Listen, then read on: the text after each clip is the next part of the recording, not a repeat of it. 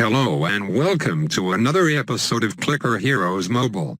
A whole lot has changed since the previous time I made a video for this, the most notable changes being the patch 0.20 update, plans, that were implemented here. It works pretty much exactly like it does on Flash/Steam, except the Ruby cost for creating a clan is 500, to account for inflation. So with that said, I guess now is your chance to join me in my mobile clan if you missed out on the Flash one. Unfortunately to say, the mobile version still isn't available for everyone yet, even after it's been out for a few months already.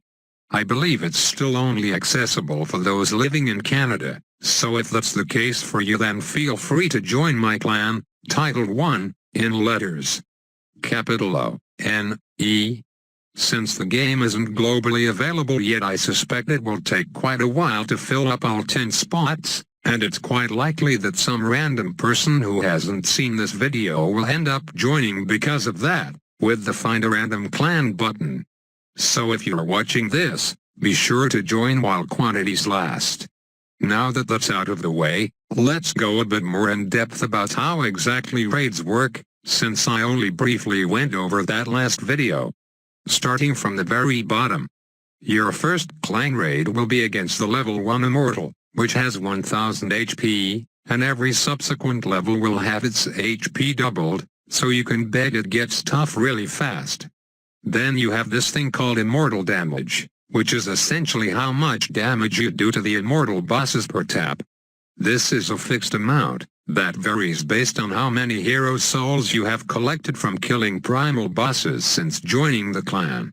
This number can only ever go up, but you can't boost it by using abilities or getting hero upgrades, as those are disabled for the immortal battles. Some of you who have progressed really far into the game will notice the first time around that you will end up overkilling bosses and end up defeating multiple of them in a single immortal battle, which is normal because the game is designed so that your immortal level scales relative to the progress in your game. So eventually you'll reach a point where you can't kill an immortal in one go, but that's okay, as the game allows you to retry in another hour, or spend 10 rubies to instantly play it again. And if you still can't beat it within 24 hours, the boss will reset to the previous level, which should be a breeze since you were able to beat it previously. Or maybe that's not the case if another clanmate killed it for you.